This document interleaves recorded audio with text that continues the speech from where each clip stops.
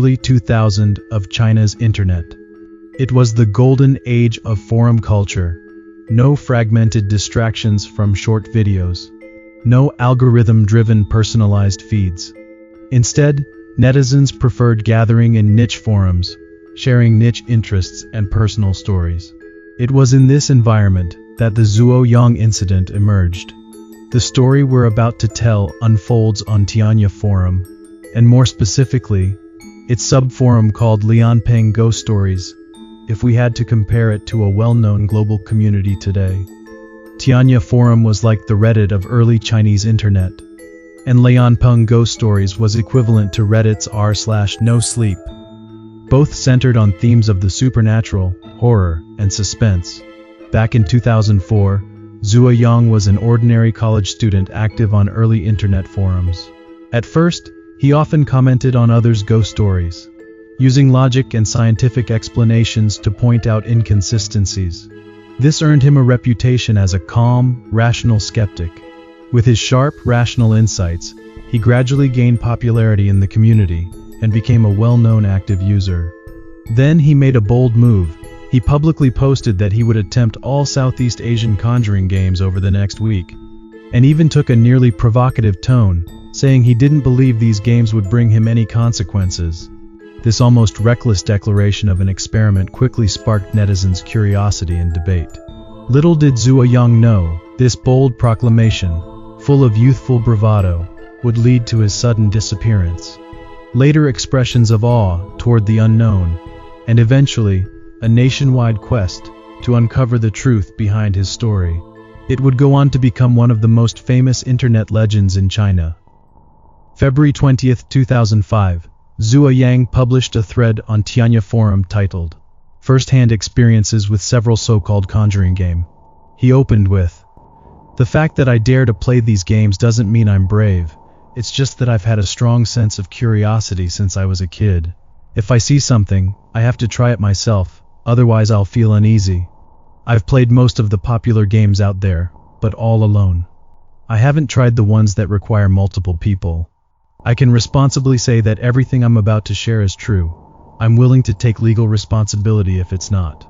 This post instantly piqued netizens' curiosity. Right after that, Zuoyang began experimenting with supernatural games. On February 20th, Zuoyang tried the midnight apple peeling game, in a dark room with one candle. He peeled an apple in front of a mirror without breaking the peel, a ritual said to reveal ghosts or past lives. Despite his nerves, nothing appeared, just fog from his breath. Now, looking back knowing how his story tragically ends, one can't help but wonder, was the fog really just from his breath? Or was something else lurking in the darkness, obscuring his vision? Next, Zuoyang tried the midnight incense burning game. The rules were, at midnight, take a bowl of white rice, stick 3 incense sticks in it, place it at a crossroads, let the incense burn out, then eat the rice along with the incense ashes. Supposedly, this would let you see a ghost.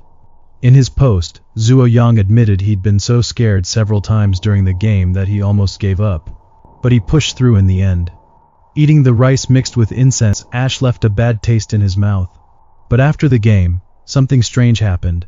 Normally, it only took him about 10 minutes to walk home from that crossroads, but this time, it took over an hour. He wondered aloud in his post, "It only takes me 10 minutes to get from home to here. Did I accidentally wander into some other place?" Keep in mind, this was the first time Zuoyang admitted feeling scared and wanting to give up, a detail that serves as a major hint toward his eventual fate. His detour was what Chinese people usually call a 鬼打墙, a situation where you get lost in a familiar place, seemingly due to paranormal interference. His description sparked heated discussions. Some people warned Zuoyang to stop trying the games, saying that the game he had just tried is considered highly forbidden in certain Chinese cultural beliefs, while others thought it was merely a psychological effect. Zuoyang himself brushed it off, saying he'd just lost his way because it was too dark. After all, in 2005 many areas in China's cities still didn't have streetlights at night. After the 1-hour detour, Zuoyang got home and tried Bloody Mary, alone in a dark bathroom. He lit a candle and chanted Bloody Mary 3 times, but nothing happened. He also planned a full moon shadow ritual in an empty alley, where stepping 13 times while calling his name was said to summon a ghostly shadow, but had to wait for the next full moon. He even joked, "If I die, burn paper money for me, I'll visit at midnight."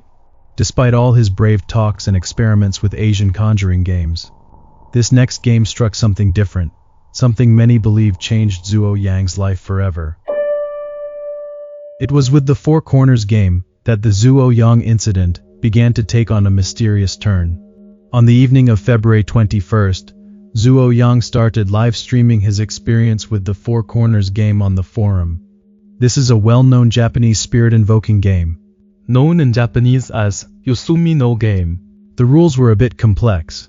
4 people enter a rectangular empty room, turn off all lights, and each person stands in one of the room's 4 corners, facing the wall, no looking back. The game starts when one person walks to the next corner and gently taps the shoulder of the person standing there. The tapped person then does the same, walking to the next corner, tapping the next person's shoulder, and everyone moves clockwise in this way. If you walk to a corner with no one there, you cough once. Logically, when the 4th person walks to the last corner, it should be empty. They cough, and the game ends. At first, everything seemed normal for Zhuo Yang and his group, but halfway through, one of the players suddenly screamed, saying he'd walked to 2 empty corners in a row.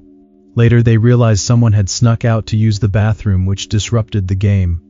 Zhuo Yang told everyone he'd try again the next day. And this is the point where many, looking back on the events, believe Zhuo Yang should have ended his experiments. The next day, Zhuo Yang followed up with another update about the Four Corners game.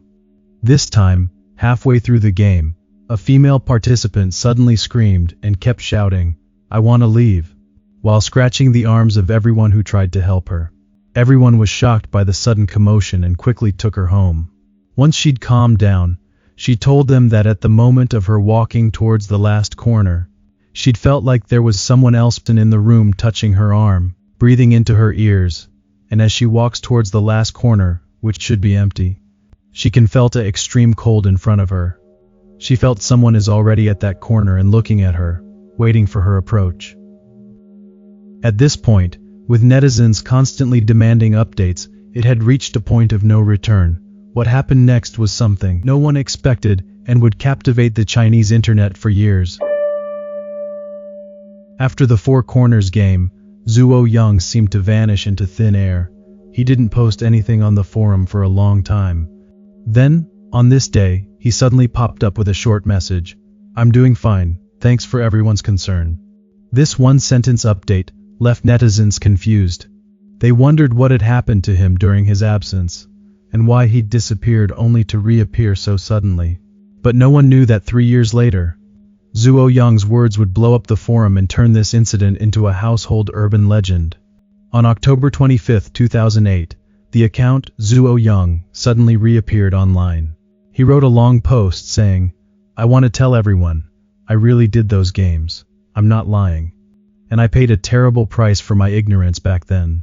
For a long time, I felt the deepest fear and despair imaginable, and I even dragged the people around me into this. I used to have stable assets and income, but now I have nothing.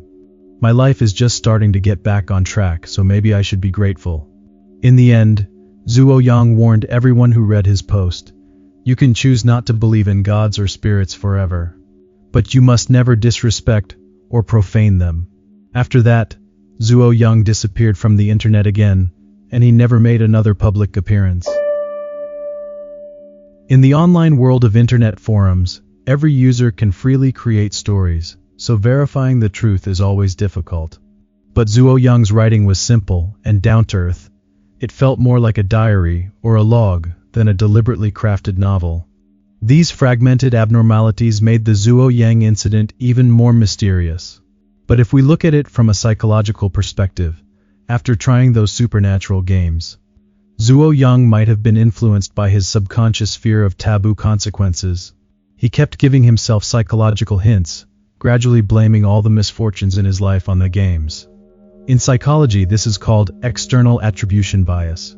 People tend to blame failures or misfortunes on external factors to ease their inner anxiety and guilt. Zhuo Yang's record seemed objective, but the self-doubt hidden between the lines might be a sign of this psychological mechanism. To this day, netizens still debate the Zhuo Yang incident. Please hit the like button and subscribe to channel. We are the Jade Archive. We love you and see you in the next video.